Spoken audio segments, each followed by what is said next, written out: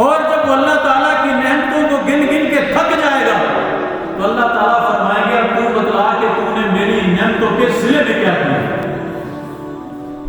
وہ اپنی زندگی کی قربانیوں کو گنے گا کہ یا اللہ میں نے ساری زندگی علیہ کلمت اللہ کے لیے وقف کر رکھی تھی، میری ساری زندگی میدان جہاد میں گزری، یا اللہ میں نے کئی علاقے فتح کیے، میں نے کئی اسلام دشمنوں کو قتل کیا، اور میں نے دشمن کے قلعوں کو فتح کر کے وہاں اسلام کا جھنڈا لہرایا، میرا پورا وجود زخموں سے چور چور ہے، اور یا اللہ اسی کے بس نہیں، لڑتے لڑتے میں نے تیرے راستے میں اپنی جان بھی دے دی. شہادت سے بڑا کوئی مقام اور مرتبہ نہیں ہے. اللہ کے نبی صلی اللہ علیہ وسلم نے ارشاد فرمایا کہ شہید کا خون بعد میں زمین پہ گرتا ہے کہ اللہ تعالیٰ پہلے اس کو اس کی جنت میں اس کا محل سے دکھا دیتے ہیں، اللہ تعالیٰ اس کی مغفرت فرما دیتے ہیں. تو جب وہ یہ جواب دے گا تو اللہ تعالیٰ فرمائیں گے واقعی تو نے یہ سب کچھ کیا ہے، لیکن یہ سب کچھ تو تو نے اس لیے کیا تھا کہ لوگوں میں تیرے نام کے چرچے ہوں، لوگ کہیں بڑا بہادر تھا، بڑا دلیر تھا، بڑا فاتح تھا، بڑا شہید تھا، بڑا غازی تھا، لوگ کہہ چکے. اب تیری اس شہادت کی میرے پاس کوئی قدر و منزلت نہیں ہے. اللہ رب العزت فرشتوں کو حکم فرمائیں گے کہ اس شخص کو بھی انہیں وہ گھسیٹ کے جہنم کا ایندھن بنا دیا جائے.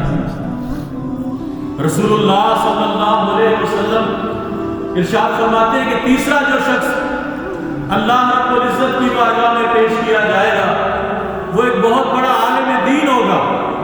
اللہ تعالیٰ اس سے بھی یہی سوال و جواب فرمائیں گے اور اسے بتلائیں گے، اسے پوچھیں گے کہ تو بتلا تو نے کیا کیا.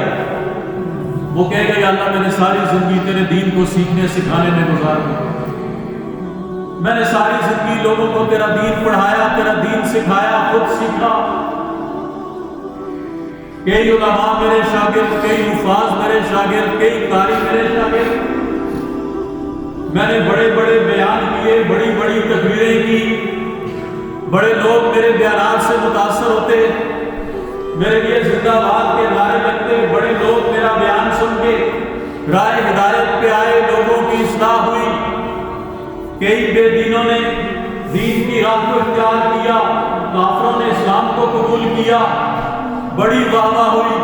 اللہ رب العزت فرمائیں گے یہ سب کچھ تو نے اس لیے کیا تھا کہ لوگوں میں تیرے نام کے چرچے ہوں، لوگ کہیں بڑے علامہ صاحب تھے، بڑے قاری صاحب تھے، بڑے حافظ تھے، بڑے خطیب تھے، بڑے مناظر تھے، بڑے واعظ تھے.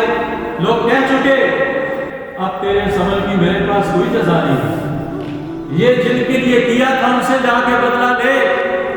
اور اللہ رب العزت فرشتوں کو حکم فرمائیں گے کہ ان صاحب کو وہ انجے کو گھسیٹ کر جہنم کا ایندھن بنا دیا جائے. حضرت ابو ہریرہ رضی اللہ تعالیٰ عنہ جب بھی اس حدیث کو بیان کیا کرتے تھے تو شدت غم سے روتے روتے گر جاتے اور بے ہوش ہو جایا کرتے تھے. تو یہ کتنی خطرناک بات ہے کہ ہم یہ سارے کام کر رہے ہیں، اعلیٰ درجے کے کام ہیں. یہی کام اگر خلوص نیت سے تھے تو ہم سب سے پہلے جنت میں جائیں گے، اور ان میں اگر نیت اچھی نہیں ہے تو ہم جہنم میں چلے جائیں گے. اللہ رب العزت ہم سب کی حفاظت فرمائے. تو اللہ کے نبی صلی اللہ علیہ وسلم نے یہ جو بات ارشاد فرمائی کہ میرے صحابہ مجھے اپنی امت سے متعلق شرک اصغر کی فکر ہے کہ میری امت اس میں مبتلا ہو کر تباہ اور برباد ہو جائے گی. صحابہ نے عرض کیا تھا یا رسول اللہ صلی اللہ علیہ وسلم یہ شرک اصغر کیا چیز ہے؟ تو حضور علیہ السلام نے فرمایا تھا ریاکاری. آج اللہ معاف فرمائے میرے سمیت ہر جگہ یہی بیماری ہے، یہی مرض ہے. ہم سارے نیکی کے کام کرتے ہیں لیکن نیت میں جب کھوٹ آ جاتا ہے تو یہی چیزیں ہمارے لیے تباہی اور بربادی کا سبب بن جاتی ہیں. اور یہی کام کرتے ہوئے اگر نیت اچھی ہو کہ میرا عمل کچھ بھی نہیں ہے، میرے اللہ اس کو قبول فرما لے تو بات بن جائے. کسی کو پتہ لگے نہ لگے، کسی میں میرے نام کا چرچا ہو نہ ہو، میں